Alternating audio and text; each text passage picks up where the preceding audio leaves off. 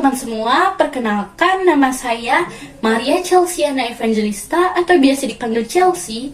Saya dari kelas 10G. Hari ini saya akan menjelaskan bagaimana dampak sosial dari informatika di bidang ekonomi dan hukum.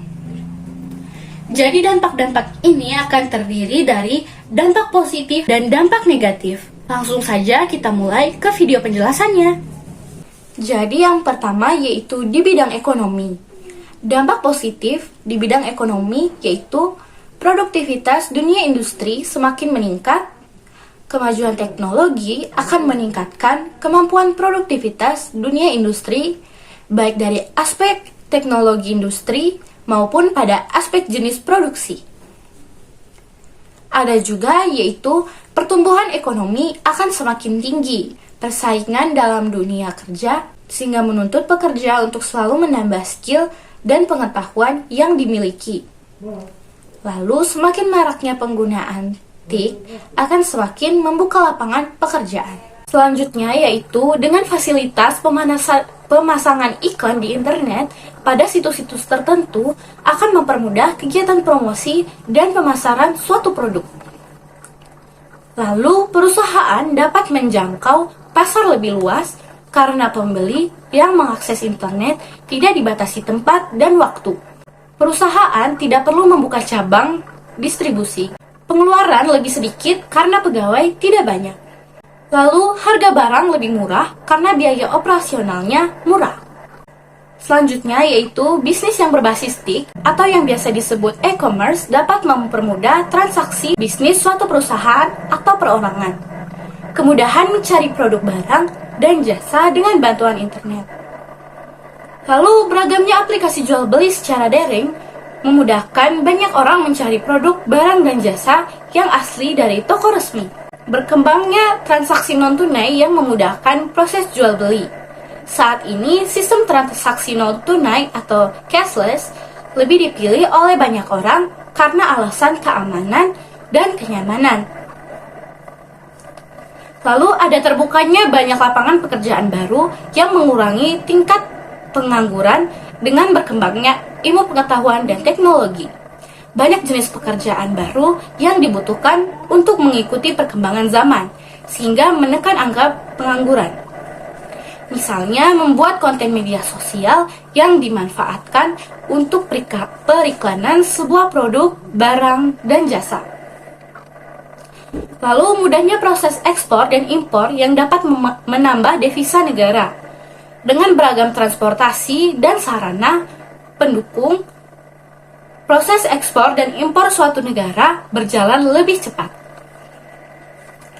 Pemanfaatan teknologi untuk membuat layanan baru dalam perekonomian dan bisnis, antara lain internet banking, SMS banking, dan e-commerce. Dampak negatifnya yaitu terjadinya pengangguran bagi tenaga kerja yang tidak mempunyai kualifikasi yang sesuai dengan yang dibutuhkan. Juga sifat konsumtif sebagai akibat kompetisi yang ketat pada era globalisasi akan juga melahirkan generasi secara moral mengalami kemerosotan.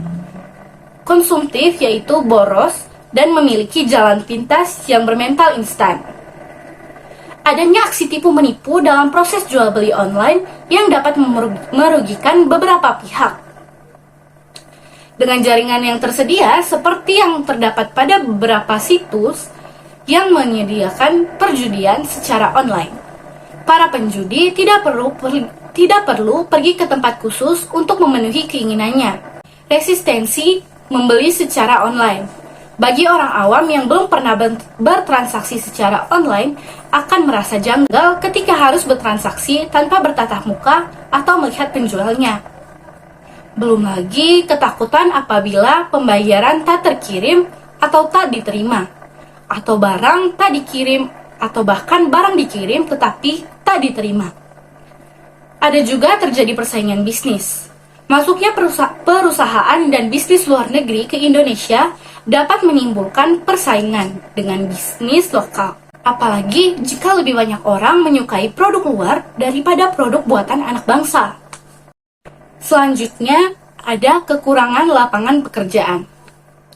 Lalu, banyak jenis usaha yang digantikan oleh teknologi mesin di berbagai bidang. Ini dapat menyebabkan terjadinya pemutusan hubungan kerja untuk pekerja manusia. Selanjutnya ada penyalahgunaan sumber daya alam. Terbukanya banyak jenis usaha di bidang ekonomi berjalan seiring dengan penggunaan sumber daya alam secara berlebihan. Hal ini dapat merugikan bagi organisme hidup yang kehilangan habitat, sumber makanan, dan kebutuhannya. Penyalahgunaan pengetahuan bagi orang-orang tertentu untuk melakukan tindak kriminal.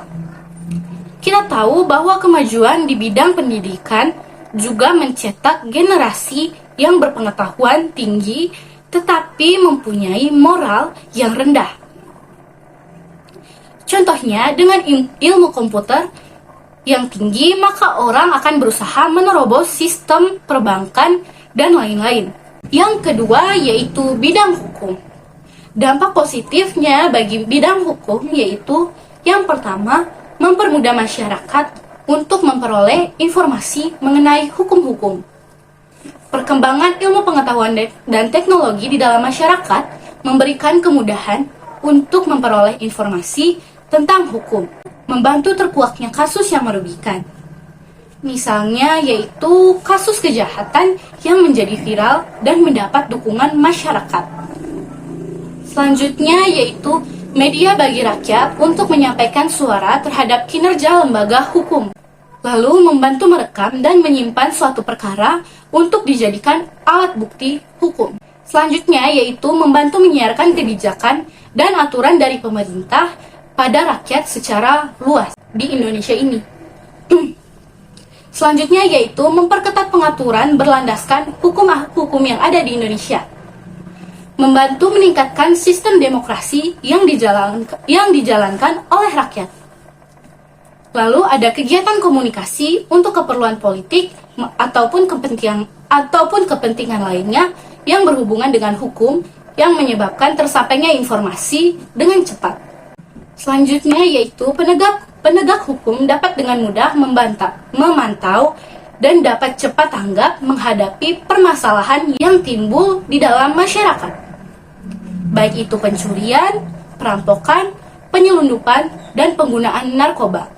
Ada juga kejahatan-kejahatan yang lain, misalnya yaitu pembunuhan dan pemerkosaan yang merupakan hal yang sering kita baca. Dampak-dampak negatifnya yaitu yang pertama, banyak muncul kabar bohong atau hoaks yang merugikan beberapa orang. Selanjutnya, munculnya berita yang bertujuan adu domba antar golongan, antar suku, maupun antar agama. Lalu meningkatkan tindakan kejahatan dunia maya seperti peretasan dan pencurian data. Selanjutnya yaitu mengikis sikap toleransi antar umat beragama yang memicu kekerasan. Ada juga banyak terjadi pelanggaran hak asasi manusia di media online. Banyak juga terjadi pelanggaran hak cipta.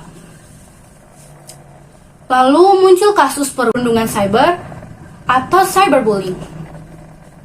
Munculnya kasus predator anak, yaitu orang dewasa yang suka mengincar anak-anak untuk diculik karena marak orang tua yang mengunggah foto anak mereka di sosial media.